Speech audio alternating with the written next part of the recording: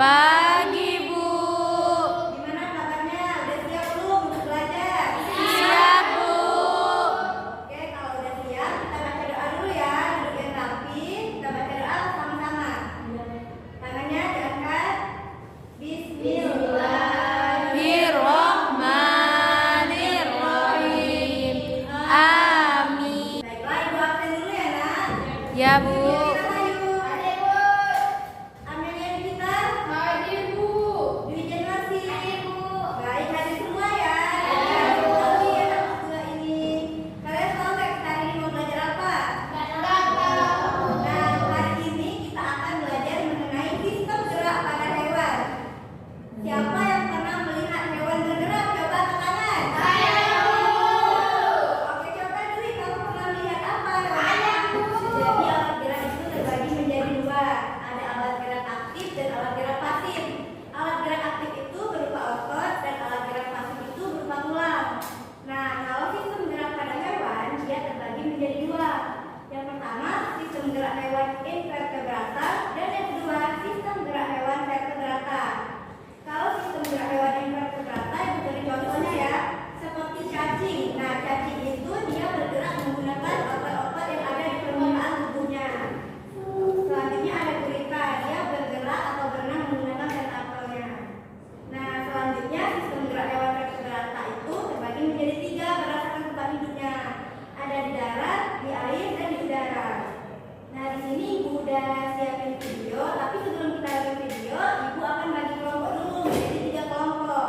Kelompok pertama di Jenwasi, kelompok kedua Amelia Dita, dan kelompok ketiga Dwi Rahayu. Ibu bagi dulu ya soalnya.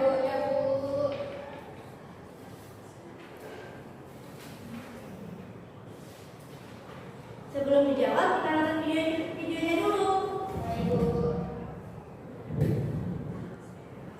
Pernahkah kamu mendengar dongeng tentang kancil dan siput yang mengikuti balap lari? Siapakah yang bisa berlari lebih cepat? Kita semua tahu kalau kancil lah yang lebih cepat. Mengapa kancil lebih cepat daripada siput? Kancil berlari menggunakan 4 kakinya, sedangkan siput bergerak sedikit demi sedikit menggunakan otot yang ada di perutnya. Lalu bagaimana cara gerak hewan yang lain ya? Hewan invertebrata seperti cacing bergerak menggunakan otot-otot di permukaan tubuhnya. Gurita berenang dan merayap menggunakan tentakel, sedangkan serangga terbang menggunakan sayap atau berjalan menggunakan kaki. Hewan vertebrata memiliki sistem gerak yang hampir sama dengan manusia, yaitu otot sebagai alat gerak aktif dan tulang sebagai alat gerak pasif. Sistem gerak vertebrata dibagi berdasarkan lingkungannya, yaitu di darat, air, dan udara. Hewan vertebrata yang hidup di darat berasal dari kelompok mamalia, contohnya kucing, dan kelompok reptilia, contohnya kadal dan ular. Kucing berjalan atau melompat menggunakan kaki. Kadal juga bergerak menggunakan kaki, sedangkan ular yang tidak memiliki kaki bergerak dengan otot-otot di perutnya. Hewan vertebrata yang hidup di air kebanyakan berasal dari kelompok Pisces atau ikan, dan sisanya dari kelompok mamalia dan reptilia. Ikan berenang menggunakan sirip dan ekornya. Ikan dapat melayang di air karena adanya gaya angkat air. Tubuh ikan yang ramping dan runcing di kedua ujungnya mempermudah gerak ikan dalam air. Mamalia air contohnya paus. Paus juga berenang menggunakan sirip dan ekor. Tapi ada sedikit perbedaan loh. Coba perhatikan, ikan menggerakkan ekornya ke samping, sedangkan paus menggerakkan ekornya ke atas dan ke bawah. Reptilia yang hidup di air contohnya penyu. Penyu berenang menggunakan kaki berselaput yang mirip dengan sirip. Kelompok amfibi bisa hidup di dua alam, yaitu di air dan di daratan. Contohnya katak. Saat di darat, katak melompat menggunakan kaki belakangnya yang lebih panjang, sedangkan saat di air, katak berenang menggunakan kakinya yang berselaput.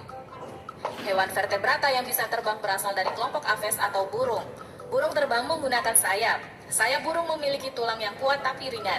Saat terbang, burung mengepakkan sayap agar udara terdorong ke bawah. Akibatnya timbul gaya angkat ke atas yang menyebabkan burung melayang di udara. Nah, gimana setelah nonton video tadi, kalian udah bisa mengerti ya tentang sistem gerak hewan vertebrata. Nah, berdasarkan soal